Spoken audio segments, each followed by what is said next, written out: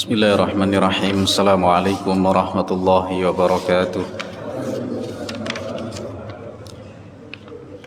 Alhamdulillahi rabbil alamin. Wabihi nasta'inuhu ala umurid dunya waddin. Salatu wassalamu ala al-mab'uthi rahmatan lil alamin, ashrafil anbiya'i wal mursalin, sayyidina wa nabiyyina Muhammadin wa ala alihi wa sahbihi wa man ittaba'a hudahu wa salaka nahjahul qawim ila yaumiddin ajma'in, amma ba'd. Fa ya rabbi zidni ilma warzuqni fahma, rabbi shrah li sadri wa yassir li amri wahlul 'uqdatam min lisani yafqahu qawli. Subhanaka la ilma lana illa ma 'allamtana innaka antal alimul hakim. Allahumma inna nas'aluka ilman nafi'a wa amalan mutaqabbala wa rizqan halalan thayyiba. Jamaah kaum muslimin dan muslimat yang dimuliakan oleh Allah Subhanahu wa taala, kita akan lanjutkan tafsir surah Maryam terakhir kita pada ayat yang ke-26, di mana pada pertemuan sebelumnya sudah kita bahas bagaimana Maryam ini telah melahirkan putranya, ya, yang namanya di sini adalah Isa, dinisbatkan kepada dirinya sendiri, yaitu Isa bin Maryam, karena Nabi Isa tidak mempunyai seorang ayah. Di mana Maryam menjadi kebiasaan beliau untuk mengasingkan diri dari kaumnya. Ya, ada tempat khusus di mana beliau ini untuk beribadah kepada Allah Subhanahu wa taala, dibesarkan dalam keluarga yang taat beribadah. Bahkan ayahnya adalah Imran, adalah bisa dibilang sebagai seorang ulama di masanya. Bahkan sampai Allah pun mengabadikannya dalam surah Ali Imran, ya, keluarga Imran. Jadi keluarga orang soleh. Jadi bukan keluarga sembarangan, tetapi Allah Subhanahu wa taala uji beliau dengan hadirnya seorang anak, seorang putra, tanpa hadirnya seorang ayah atau suami bagi Maryam. Kemudian tentu ketika Allah memberikan ujian, Allah memberikan jalan keluar, pasti, dan pasti juga Allah memberikan hiburan, di mana ada siang, ada malam, ada siang, dan itu akan berjalan sebagaimana sesuai dengan qadratnya, sesuai dengan keinginan dan kehendak Allah Subhanahu wa taala. Di mana ketika Nabi Isa ini baru saja dilahirkan, malaikat Jibril, ya, mengatakan, "Alla tahzani, janganlah engkau bersedih hati wahai Maryam, qad ja'ala rabbuki tahtaki sariyah, sungguh Tuhanmu telah menjadikan di bawahmu ini ada sariyah, yaitu anak sungai atau sungai yang kecil yang mengalir airnya." Di mana kemudian Maryam diperintahkan untuk wahuzi ilaiki bijid'in nakhlah, goyangkan pangkal pohon kurma, tusaqit alaiki rutaban janiyah, niscaya akan berjatuhanlah kepadamu rutab atau kurma muda yang segar, yang enak untuk dimakan. Sejatinya beliau yang masih lemah, baru saja melahirkan, tentunya butuh asupan, dan itu semua dengan kehendak Allah. Di tengah kelemahan Maryam ini bisa mengunjangkan pohon kurma, lalu berjatuhanlah buah kurma yang masih muda, yaitu rutab. Kemudian Allah memerintahkan kepada Maryam untuk memakan buah kurma tersebut atau buah rutab tersebut, dan juga wa fakuli washrobi, dan untuk meminum dari mata air yang ada di bawahnya. Wa qarri aina, dan berbahagialah, sejukkan matamu, artinya sejukkan hatimu ini, berbahagialah engkau wahai Maryam. Dan Allah memerintahkan kepada Maryam, fa imma tarayinna minal bashari ahada, adapun, ya, ada kalanya nanti kau melihat seorang dari manusia, kau bertemu berpapasan dengan manusia dan menanyakan perihal tentang keadaanmu sekarang, membawa anak, ya, Faquli, maka katakanlah, inni nadartu lirrahmani sauma, sesungguhnya saya telah bernadar untuk berpuasa kepada yang Maha Ar-Rahman, yaitu Allah Subhanahu wa taala. Dan puasa di sini bukan puasa menahan lapar dan minum, menahan lapar dan dahaga, artinya menahan makan dan minum, bukan. Karena bagaimana mungkin Allah memerintahkan ibu yang baru saja melahirkan untuk puasa? Ini tentu tidak mencerminkan di sini apa, rahmatnya Allah. Bahkan seorang ibu boleh untuk membatalkan puasanya. Nanti bisa dibayar melalui fidyah kan kalau seandainya itu puasa wajib. Maksudnya sauma di sini secara bahasa sumtan au somtan, yaitu diam. Saya sudah bernadar kepada Ar-Rahman untuk saya ini apa? Diam, ya. Falan ukallimal yauma insiya, dan saya tidak akan mengajak bicara kepada seorang pun setelah ini. Ya, mulai detik ini saya tidak akan mengajak bicara dan saya tidak akan berbicara, ya, ngobrol dengan manusia, karena saya sudah bernadar kepada Allah untuk saya ini diam. Hampir mirip dengan apa yang dialami oleh Nabiullah Zakaria. Diperintahkan oleh Allah, gimana ya Allah tanda bahwasanya saya ini akan mendapatkan seorang keturunan? Maka qala rabbi ja'al li ayah, Tuhanku wahai ya Allah, berikan kepadaku, jadikan kepadaku ini ayah. Tandanya seperti apa? Qala ayatuka alla tukalliman nasa thalatha layalin sawiya, yaitu tandamu wahai Zakaria, kau jangan berbicara, ya, kepada manusia, ya, selama 3 malam secara sempurna. Maksudnya 3 malam ini adalah 3 malam, 3 hari 3 malam. Bukan hanya malamnya saja. Kalau siangnya ngobrol, enggak. Tetapi di sini adalah apa? Dalam Al-Qur'an, istilah Al-Qur'an biasanya kata siang, ya, dan malam, meskipun disebutkan salah satunya, itu biasanya mencakup keduanya. Siang yaitu malam juga, malam dan juga siang, kecuali ada illat atau qarinah yang menunjukkan itu khusus malam tersendiri dan siang tersendiri, seperti azab Allah yang Allah timpakan kepada kaumnya Nabi Hud, yaitu kaum Ad, sakharaha alaihim sab'a layal wa thamaniyata ayyam, yaitu di mana angin kencang yang sangat dingin ini memporak-porandakan kaum Ad ini selama sab'a layal, yaitu 7 malam, wa thamaniyata ayyam, dan 8 siang, 8 hari. Ini ada tanda yang menunjukkan siangnya sendiri dan malamnya sendiri, karena azabnya kaum Ad ini dimulai setelah subuh. Jadi setelah subuh ini masuk waktu subuh, berarti sudah masuk siang, ya kan? Subuh sampai maghrib itu siang, maghrib sampai subuh adalah waktu malam. Jamaah sekalian rahimakumullah, selanjutnya kita akan mulai ayat yang ke 27, ya.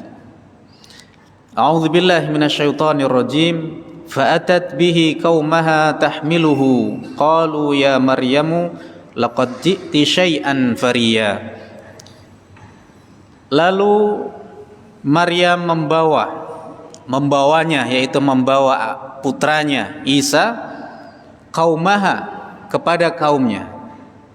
Setelah Maryam ini mengasingkan diri di tempat yang jauh, ya, fantabadat bihi makanan qasiya, di mana Maryam menjauh dari kaumnya, ya, bersama anaknya ini, masa kandungannya, makanan qasiya, tempat yang qasi, yaitu makanan qasi, tempat yang jauh, ya. Al-Masjid Al-Aqsa berarti masjid yang paling jauh pada saat itu, ya. Jadi Aqsa itu artinya adalah paling jauh, ya. Wa jaa'a rajulun min aqsal Madinah, datang seorang laki-laki dari ujung kota. Dan ternyata Batang ini punya tempat terjauh, ujung negara sama tersono, ya. Ujungnya negara sama tersono itu paling sono, itu kan. Nah, itu Batang itu punya 2 tempat paling jauh, bahkan mungkin di dunia ya, ujung negara dan tersono itu. Jadi wajaa rajulun min aqsal Madinah, datang seorang laki-laki, pakai nakirah di sini, tidak disebutkan siapa ini. Ya, terkadang kita ini berbuat baik ini memang tidak perlu diketahui kan siapa identitas kita secara detail. Ada seorang laki-laki yang datang min aqsal Madinah, dari ujung kota, ya, yang paling jauh. Ya. Jadi kota yang paling pinggir seperti itu. Qala ya qaumit tabi'ul mursalin. Ikutilah wahai kaumku para utusan ini. Ya. Baiklah. Jadi ketika Maryam membawa Isa, kapan dibawa anaknya Isa ini? Setelah ba'da inqidha'i nifasiha, yaitu setelah selesai masa nifasnya. Jadi selama berapa nifas biasanya?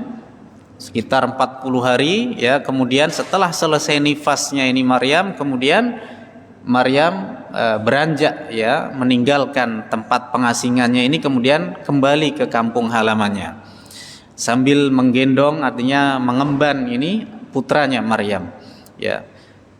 Qalu ya, orang-orang kampung di sekitarnya ketika melihat Maryam ini membawa bayi yang baru berusia sekitar 1,5 bulan ya, belum genap, artinya 2 bulan ya, kurang lebih antara 1,5 bulan sampai 2 bulan habis masa nifasnya. Orang-orang kampung ketika melihat ini terperanjak, melihat Maryam membawa seorang anak, sedangkan orang tahu bahwasanya Maryam ini belum menikah ya. Ini orang langsung berpikiran yang negatif ya. Qalu ya Maryam, mereka mengatakan wahai Maryam, laqad ji'ti syai'an fariya, sungguh benar-benar engkau telah membawa sesuatu hal, kabar yang fariya, yang sangat besar ya. Ini menunjukkan fari, ini kata para ulama al-azim, yaitu adalah sesuatu yang besar, yang heboh. Fari juga bermakna an-nadir, yang langka. Al-fari bermakna juga adalah al-azim, an-nadir, al-ajib.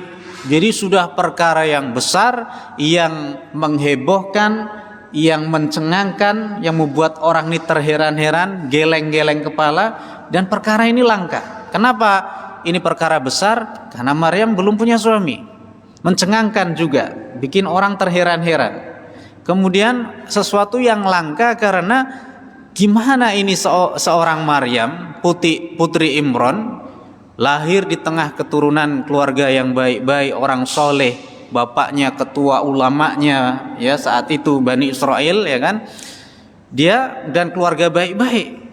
Bahkan ketika istrinya Imran sendiri di surah Al-Imran dia bernazar juga ya kan tentang kehamilannya ya kan. Ya kan, ketika di surah Al-Imran dikatakan bernazar tentang apa? Ma fi batni muharraran fataqabbal minni, ya kan? Ibunya Maryam yaitu yang bernama Hannah pun bernazar tentang kehamilannya ini. Fataqabbal minni, maka terimalah amalanku ini, nazarku ini. Jadi sudah di ikhtiar yang maksimal, Maryam ini kemudian dibesarkan di lingkungan yang soleh, diasuh pula oleh Nabi Zakaria pamannya, tiba-tiba pulang membawa bayi dan beliau ini tidak punya suami kan. Ini perkara yang menghebohkan ya. Laqad ji'ti syai'an fariya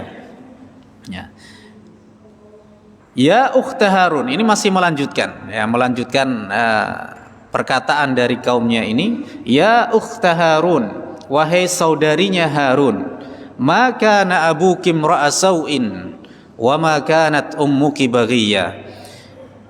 Ayahmu, wahai saudarinya Harun, ayahmu ini bukan orang yang jahat, bukan orang yang jelek, bukan orang yang buruk. Artinya dia orang baik-baik. Wa ma kanat ummuki baghiyah, dan ibumu bukanlah seorang pezina. Ibumu bukan seorang pelacur. Ayahmu ini orang baik-baik, ibumu juga orang baik-baik. Gimana kau bisa mendatangkan satu perkara yang menghebohkan orang kampung, ya punya anak tidak punya suami? Ini di luar batas ini kewajaran lah. Kenapa jamaah sekalian rahimakumullah? Karena biasanya ya kalau kita berbicara zina, yang namanya dosa zina, itu kata para ulama salaf, diantaranya Wahab bin Munabbih mengatakan az-zina dainun, zina ini adalah sebuah utang, wa qada'uhu fil ahil, Jadi maksudnya cara membayarnya untuk menuntaskannya itu biasanya akan terkena dampak dari zina ini nanti keturunannya atau keluarganya. Dosa zina ini efeknya akan tetap berlanjut meskipun orangnya ini sudah bertaubat dengan taubatan nasuha kepada Allah. Ya. Jadi artinya bisa saja Allah ini mengangkat, bisa itu kehendak Allah. Tapi biasanya ada dampaknya ini. Orang tuanya berzina, nanti anaknya juga akan mengalami hal yang serupa. Tapi kalau umpamanya orang tua ini mungkin meninggalkan sholat, ya sholatnya masih bolong-bolong, masih abangan, kemudian anaknya jadi santri gitu ya, itu masih banyak seperti itu. Tapi ya kalau zina ingin menyelamatkan ini biasanya saya berkata seperti itu karena apa? Dikatakan dosa yang bisa diwariskan secara otomatis, tetapi meskipun ya bisa saja Allah berkehendak lain ya. Kalau orang itu betul-betul bertaubat kepada Allah, tapi dampaknya zina ini efeknya meskipun orang sudah bertaubat, dampaknya ini akan tetap terasa. Ya, akan tetap terasa. Masih terfikirkan karena zina ini dosa besar yang menyangkut banyak, tidak hanya satu pihak saja. Ada orang berzina, orang berselingkuh misalkan. Ini dia udah punya pasangan, dia berselingkuh dengan wanita udah punya suami. Itu meskipun taruhlah rumah tangganya masih bisa diselamatkan, pasti akan membekas dalam benaknya ini, dalam hatinya. Kalau terjadi pertengkaran sedikit, kamu itu dulu dan lain sebagainya. Itulah dosa zina. Makanya zina ini adalah sebuah utang dan biasanya akan ditunaikan itu dengan siapa nanti, dengan keturunannya atau siapa. Ya, makanya dari itu jamaah sekalian kita memohon berlindung kepada Allah Subhanahu wa taala dari dosa yang bernama zina ini. Ya ukhta Harun, ya, wahai saudarinya Harun. Makanya kalau kita berbicara tentang zina ini ya, meskipun orangnya sudah bertaubat ya, hukuman had ini akan tetap ditunaikan seperti itu. Berbeda mungkin dengan orang mungkin menyekutukan Allah, dia bertaubat ya kan, dia tidak mendapatkan hukuman yang ini ya, yang kemudian had, kecuali kalau dia menyihir orang sampai membunuh ya kan, itu berbeda. Itu akan diputuskan, artinya ditunaikan hukum had ini, kisos seperti itu ya. Ada orang menyekutukan, ada orang nyembah taruhlah memuji-muji pada pohon ya, pada apa ini, kalau dia bertaubat selesai urusannya. Tapi kalau berzina ini akan dampak efeknya ini akan terus dengan pihak-pihak lain ya kan. Dan itulah besarnya efek dosa daripada zina ini. Ya ukhta Harun ya, ini kaumnya melanjutkan ungkapannya, ya ukhta Harun, wahai saudarinya Harun. Harun yang dimaksud di sini ulama berbeda pendapat. Karena yang kita tahu Harun ini siapa? Nabi Harun, saudaranya atau kakaknya Nabi Musa alaihi salam. Dulu Nabi Harun ia bena ummah, saudara dari ibunya kan. Jadi Nabiullah Harun ini yang menjadi wazirnya Nabi Musa, kayak semacam asisten ya, menterinya Nabi Musa ketika hendak menghadap siapa? Fir'aun. Waj'alli waziram min ahli Harun akhi. Nabi Musa memohon kepada Allah, jadikan seorang menteri, wazir, artinya wazir ini asisten yang bisa membuat saya ini semakin tegar dan kuat ketika hendak menghadap siapa? Fir'aun ya kan. Harun akhi, yaitu Harun saudaraku ya. Jadi di sini pendapat yang pertama adalah wahai saudarinya Harun, wahai saudarinya Nabi Harun. Padahal Nabi Isa ini ya, atau Maryam ini kan jaraknya dengan Nabi Harun kan sangat jauh, udah ratusan tahun lah seperti itu. Ya. Jadi apa mungkin disebut ini wahai saudarinya Harun? Nah, bagi orang Arab ini masuk di akal. Karena apa? Biasanya orang Arab ingin menyampaikan bahwa wahai orang Arab, contoh akan mengatakan ya akhal Arab, wahai saudaranya orang Arab, maksudnya wahai keturunan orang Arab. Jadi untuk menunjukkan keturunan, silsilah ini dengan kata yaitu dengan kata saudara, atau yaitu saudari. Jadi bisa saja wahai keluarganya atau keturunannya Nabi Harun, dan Maryam ini dalam riwayat ada yang mengatakan masih keturunan dari Nabi Harun alaihi salam. Jadi menyebutnya ya ukhta Harun, wahai saudarinya Harun. Maksudnya wahai keturunannya Nabi Harun yang ini adalah perempuan keturunannya Harun. Jadi orang Arab terbiasa memakai kata saudara ini untuk untuk keturunan, atau bisa juga untuk nasab yang usul yang lebih tinggi, ayah-ayahnya ini juga. Makanya Nabi ya, ketika Nabi SAW boleh menyebutkan abaul anbiya, jadi bapak-bapaknya para nabi, atau biasa menyebutnya ikhwanul anbiya, jadi saudara-saudaranya Nabi. Jadi ayah-ayahnya, keturunan artinya usulnya, yaitu sumbernya, yaitu ayah-ayahnya, kakek-kakeknya, buyut-buyutnya, itu bisa disebut dengan kata saudara. Itu dalam bahasa Arab. Nah, ini pendapat yang pertama. Pendapat yang kedua, Harun di sini adalah saudaranya Maryam. Ya. Jadi ya ukhta Harun, wahai saudaranya Maryam. Maryam ini punya saudara namanya Harun, dan menjadi kebiasaan orang Bani Israel menjadikan nama-nama mereka ini mengambil dari nama-nama nabi atau orang soleh sebelumnya. Ya, karena terinspirasi, tersugesti untuk supaya nanti anaknya itu mencontoh sifat dari dan kesolehan dari yang mempunyai nama ini sebelumnya. Diberikan nama Harun. Maksudnya apa? Supaya akhlaknya, perjuangannya, ya kesolehannya ini seperti Nabi Harun. Seperti orang diberi nama Muhammad, kan ini kan supaya bisa mencontoh Nabi kita Muhammad Sallallahu Alaihi Wasallam. Jadi untuk mencontoh, diberikan nama Luqman, ya supaya mencontoh solehnya Luqman Al-Hakim. Ya, Luqman ini artinya orang yang makannya sedikit, cuman berapa suapan, kan? Sering puasa, tapi kebanyakan sekarang nama Luqman orangnya gede-gede. Orang Luqman ini orangnya gemuk. Nah, ini berarti Luqman nih ya. Harus nih banyak rajin-rajin puasa ini. Ya, jadi di sini Harun yang kedua ya, pendapat yang kedua adalah saudaranya Maryam. Kenapa? Ada sebuah riwayat dari sahabat Nabi yang bernama Al-Mughirah bin Syu'bah radhiyallahu an.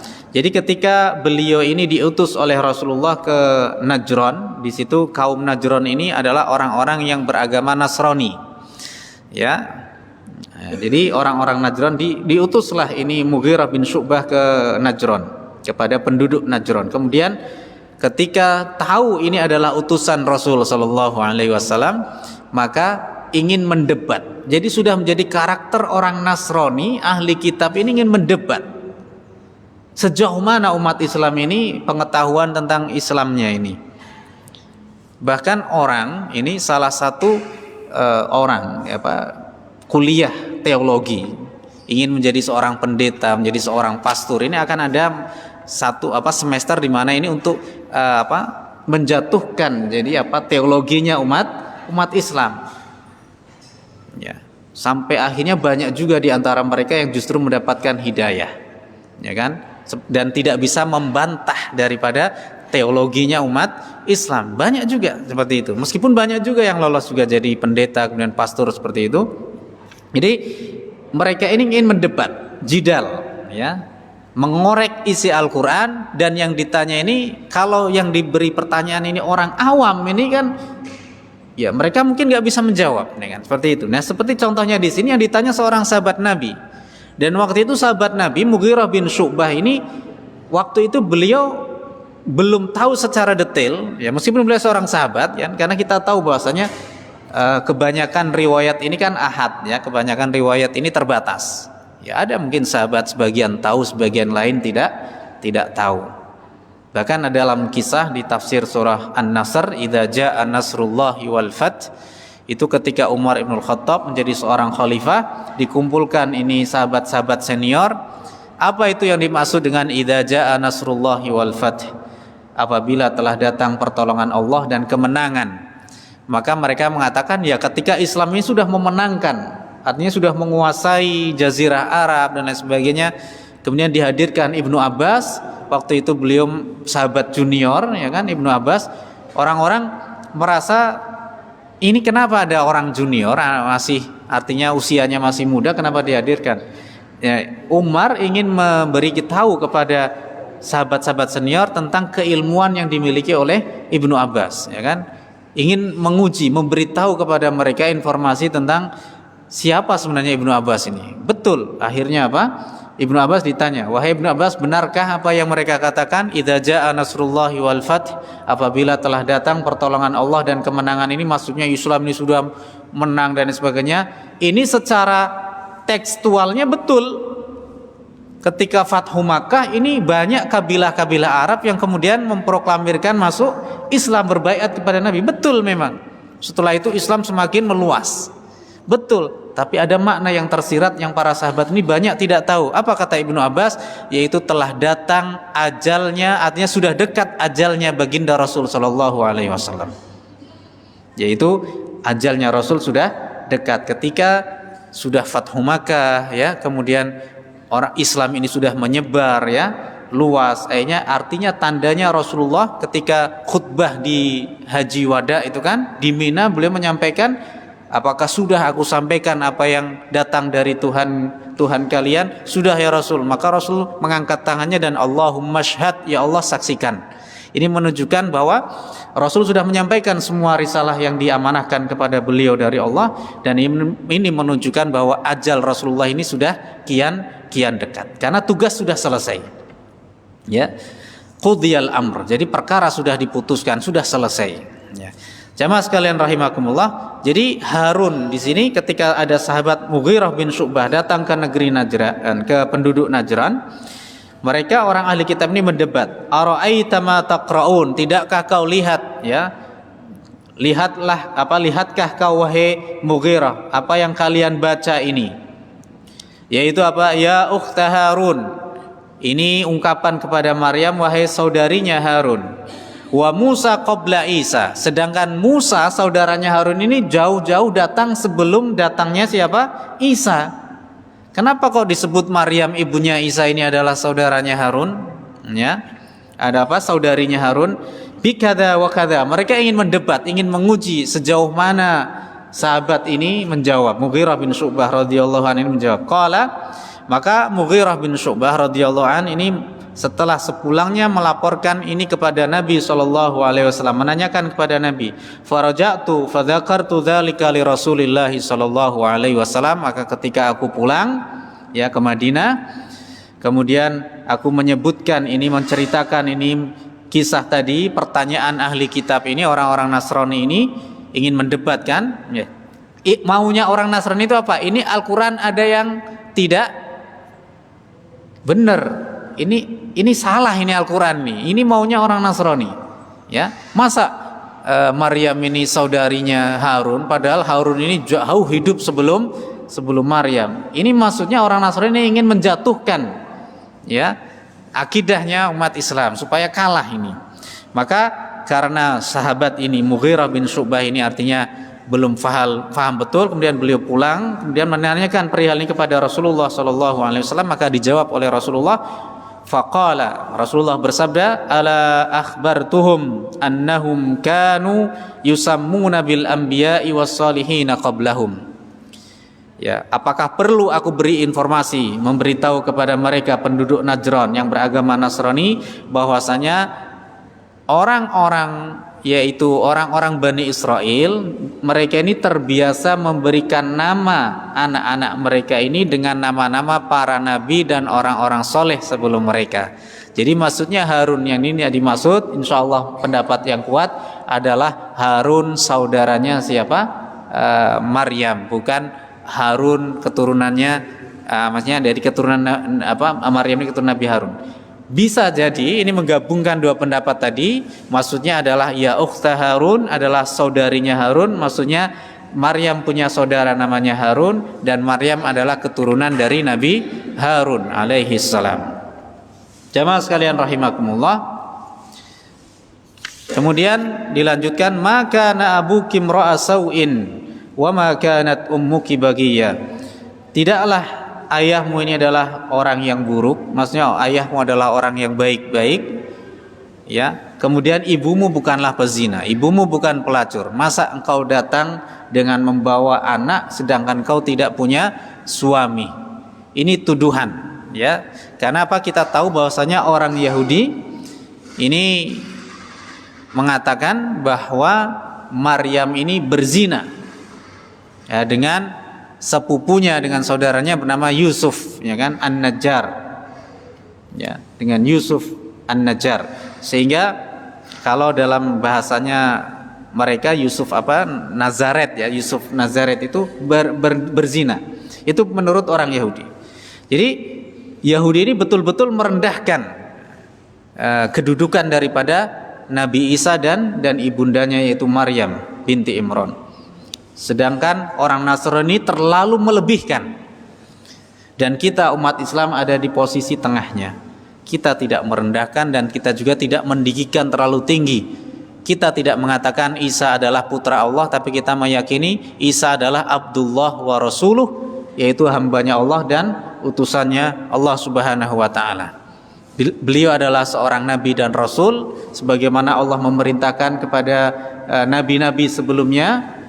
Beliau juga manusia biasa, makan, minum, ya, sebagaimana manusia pada umumnya, ya, dan bukanlah seorang Tuhan, ya kan, bukan Tuhan, itu kan, bukan anak Tuhan seperti yang diyakini oleh orang-orang Nasrani, dan juga bukan anak zina sebagaimana yang diyakini oleh orang-orang Yahudi. Kita ada di tengah-tengahnya.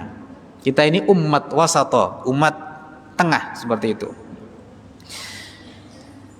Ketika Maryam dituduh dengan kata-kata yang banyak seperti ini, kemudian fa asyarat ilaih, maka Maryam lalu memberikan isyarat, menunjuk kepada bayi Isa ini, yaitu menunjuknya seperti ini, ya, memberi isyarat seakan-akan kalau mau ngomong silahkan ngomong dengan bayi ini. Lalu orang-orang pun bertanya, qalu, ya, kaifa nukallimu man kana fil mahdi sabiyya. Bagaimana kita mengajak bicara kepada seorang anak yang masih dalam bayi dalam timangan. Mereka ini Mahdi. Mahdi ini bisa berarti gendongan, ya, seorang ibu, ya, atau Mahdi ini bisa diartikan juga tempat tidur bayi. Jadi tempat tidurnya bayi itu namanya al-mahd. Makanya ada utlubul ilma minal mahdi ilal lahdi, ya, tuntutlah ilmu dari buayan, dari timangan sampai ke liang lahat, seperti itu. Hanya belajar ini harus terus menerus seperti itu. Ini sebelum Allah memanggil kita, mencabut kita, nyawa kita, maka ada kesempatan kita ini belajar untuk mengaji. Jadi mereka terheran-heran. Ini pertanyaan untuk mengingkari, karena nggak mungkin seorang bayi ini bisa berbicara, meskipun sebelumnya ini ada peristiwa bayi bicara. Ya. Qalu kaifa nukallimu man kana fil mahdi sabiyya. Maka dalam riwayat Ibnu Abbas ada 4 bayi yang bisa bicara. Ya, dalam riwayat Ibnu Abbas ada 4 bayi yang bisa bicara. Yang pertama adalah Isa bin Maryam. Yang pertama adalah Isa bin Maryam. Ya. Kemudian yang kedua, ya, di sini yang pertama Isa bin Maryam, yang kedua adalah Sahibu Juraij. Itu bayinya siapa? Bayinya Juraij, seperti itu, ya, bayinya Juraij. Kemudian yang pernah dulu Isa bin Maryam ini ketika beliau ini masih kecil, ya, bisa berbicara, qala inni Abdullah ataniyal kitaba wa ja'alani nabiyya. Sesungguhnya aku ini adalah hambanya Allah, di mana Allah ini memberikan kepadaku Alkitab, wa ja'alani nabiyya. Ini adalah ucapan daripada Isa bin Maryam. Kemudian yang kedua ini Sahibu Juraij, ya. Sahibu Juraij ini adalah ada kisah seorang laki-laki yang soleh di masa Bani Israel ya, disebutkan namanya Juraij, punya sauma'ah, punya yang namanya beliau ini punya tempat peribadatan sendiri khusus untuk mengasingkan diri nantinya ya. Kemudian saat itu banyak orang yang iri dengan kesolehan beliau ini ya, berbagai riwayat banyak, ada yang mengatakan beliau ini diuji karena menyinggung perasaan ibunya, ada yang mengatakan beliau ini karena banyak orang yang iri dengan kesolehan beliau, dengan ibadah beliau, maka akhirnya karena saking irinya ini maka diuji oleh Allah, yaitu dengan mereka ini ada yang mengatakan menghadirkan seorang wanita pezina, pelacur datang kepada Juraij yang sangat cantik, menggoda, ingin berzina, dizinai oleh Juraij, tetapi Juraij tidak melayani sama sekali. Sehingga karena kecewa untuk membuktikan dan ingin menjatuhkan kredibilitas ya, karakter, membunuh karakter daripada Juraij ini, kemudian wanita ini berzina dengan seorang pengembala kambing. Maka sehingga hamil, maka ketika wanita ini mengatakan ini adalah bayinya Juraij, ketika lahir dikatakan ini bayinya Juraij, kemudian Juraij diarak seperti itu ya. Maka beliau minta untuk sholat ya, untuk sholat meminta kepada Allah, kemudian setelah sholat memohon kepada Allah untuk ditunjukkan kebenarannya, ditekan perut bayi ini, man abuka, siapa ayah kamu ini, man waliduka, siapa ayahmu, maka dikatakan abi ra'il ghanam, ayahku adalah seorang pengembala kambing. Dan setelah itu tidak bisa ngomong, jadi ngomong hanya sesuai dengan hajatnya, tidak kemudian ngomong terus, enggak ya. Ya, kemudian ya kembali fitrahnya bayi, nangis ya kan, seperti itu. Yang ketiga adalah Ibnu Masyitah binti Fir'aun. Yang bisa bicara adalah anaknya Masyitah binti Fir'aun. Masyitah ini binti Fir'aun, anaknya Fir'aun, Masyitah ya kan. Kemudian Masyitah ini kita kenal bahwasanya termasuk orang yang beriman kepada Nabi Musa alaihissalam dan punya anak bayi waktu itu, disiksa ya, kemudian dimasukkan ke dalam, ada yang mengatakan dalam sebuah kubangan yang sangat besar ya, di situ ada air mendidih kan. Kemudian di situ dikatakan bahwasanya orang-orang dilempar ke situ. Maka anaknya Masyitah ini yang masih bayi mengatakan mengajak bicara kepada ibundanya bahwasanya Allah sudah menjanjikan kepada ibunya untuk tidak bersedih dan Allah sudah menjanjikan surga. Ini pun juga karena hajat saja anaknya Masyitah. Dan yang terakhir adalah Syahidu Yusuf, bayi yang menjadi saksinya Nabi Yusuf ketika dituduh ingin menginginkan Zulaiha. Jadi Nabi Yusuf dituduh ingin memperkosa Zulaiha, istri dari Al-Aziz.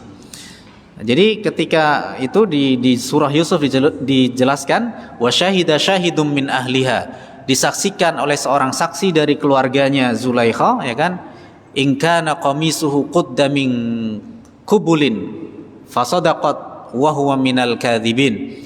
Kalau seandainya bajunya Yusuf ini robek depannya, maka berarti Zulaiha benar, Yusuf yang bohong. Wa in kana qamisuhu qudda min duburin fakadzabat wa huwa minas shadiqin. Kalau seandainya yang robek adalah belakangnya, maka berarti Zulaiha yang berdusta dan Yusuf yang benar. Maka falamma ra'a qamisuhu qudda min duburin qala innahu min kaidikun. Ketika dilihat ternyata adalah yang robek bajunya Yusuf ini adalah di belakangnya, ini menunjukkan Yusuf ini mau kabur, ditarik sama Zulaiha, sehingga yang robek mana? Belakangnya. Jadi yang menginginkan itu adalah justru perempuannya, ceweknya gitu kan. Maka dikatakan innahu min kaidikun, ini adalah siasatnya, triknya kamu wahai Zulaiha. Inna kaidakunna azim, sesungguhnya triknya engkau wahai Zulaiha, wanita, seorang wanita itu lebih sangatlah besar. Unik ya ketika kaidus syaitan ini dhaifa. Jadi ketika makarnya setan ini dikatakan oleh Allah dhaif, lemah, tapi makarnya perempuan, godaan perempuan ini sangat besar. Jadi unik ya, ketika godaan setan ini sebenarnya lemah, tapi godaan wanita ini yang berat, dikatakan oleh Allah Subhanahu wa taala. Banyak orang tergelincir karena perempuan. Jadi ada 4 bayi yang bisa bicara sesuai dengan hajatnya. Setelah itu mereka ya seperti bayi pada umumnya, yaitu Isa bin Maryam, kemudian anaknya Masyittah, saksinya Nabi Yusuf, dan bayi dari wanita pezina yang menuduh Jurej ini telah menzinainya. Ini ada 4 dari riwayat dari Abdullah ibnu Abbas radhiyallahu anhuma. Ya. Maka ketika kaumnya ini mengatakan, bagaimana kami bisa mengajak bicara kepada bayi yang masih ditimang? Maka saat itu juga Isa berkata, bayi yang waktu itu beliau masih bayi, qala inni Abdullah. Isa berkata, sesungguhnya aku adalah hambanya Allah. Ini perhatikan di sini Isa mengatakan Abdullah, dan tidak pernah Nabi Isa ini mengatakan inni ibnullah, saya adalah putranya Allah. Tetapi beliau mengatakan inni Abdullah, sesungguhnya saya ini adalah hambanya Allah. Ataniyal kitaba, Allah, dia yaitu Allah telah memberikan kepadaku Alkitab.